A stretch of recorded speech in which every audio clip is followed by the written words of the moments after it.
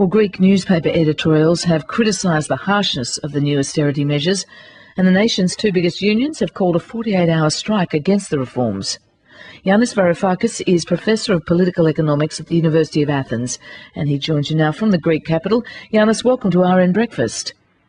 Good morning, Fran. Thank you for having me. Yanis, can you just clarify for us what are the key measures in this new austerity deal? A significant reduction in the minimum wage, which, by the way, is binding for a very large proportion of Greek workers. Massive cuts in pensions, in already very low pensions. And we have to remember that most of those pensioners are below the poverty line.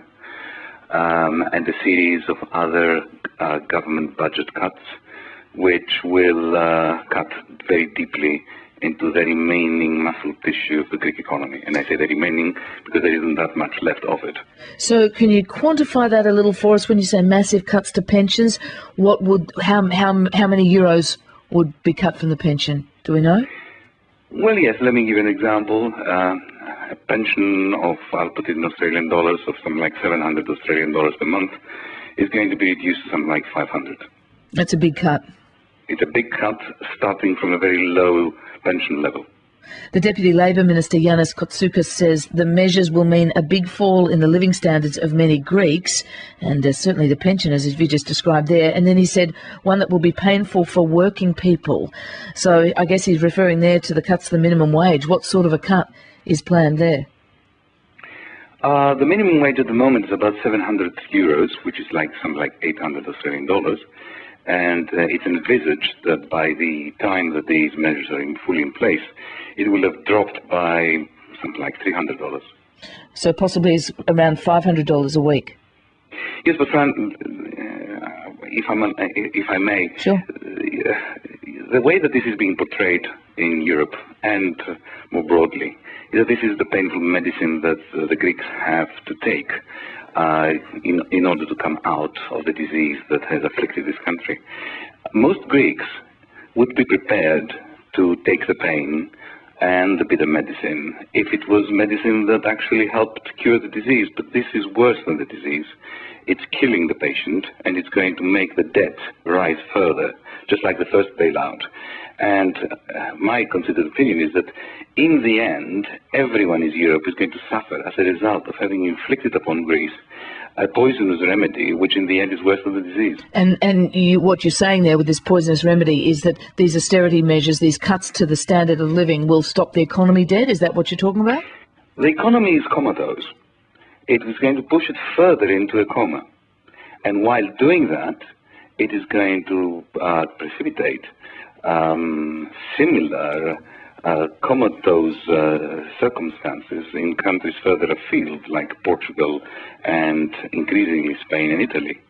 So the Eurozone is at the moment inflicted not only by a structural monetary crisis and a recession, but also by a massive political failure.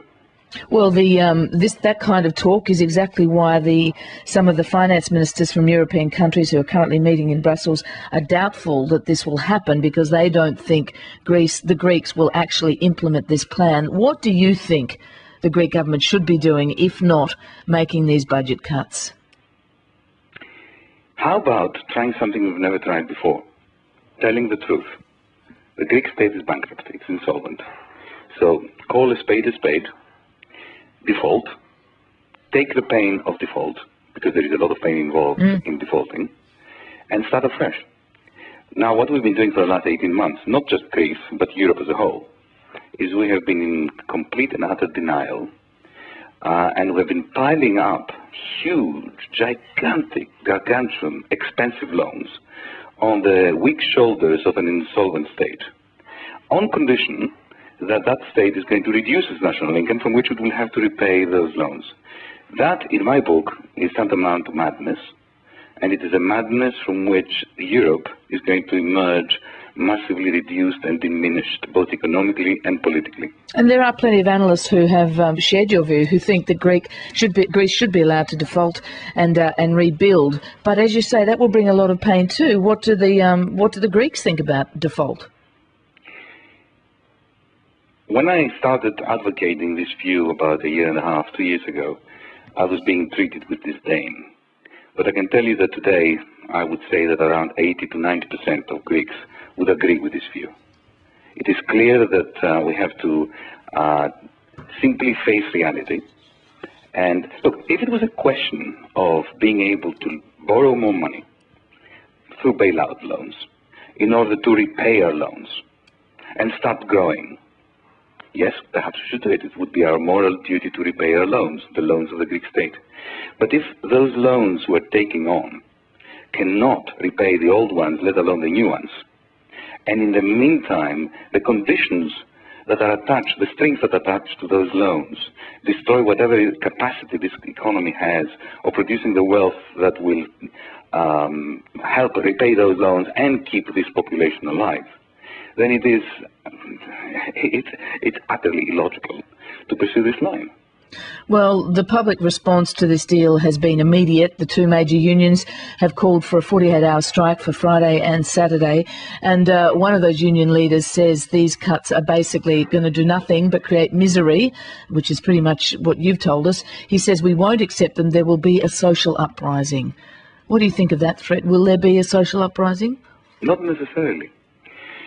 We must remember, if we cast our eyes back at what was going on in 1929, 1930, 1931 during the Great Depression. The Great Depression is not only an economic phenomenon, it's also a psychological phenomenon.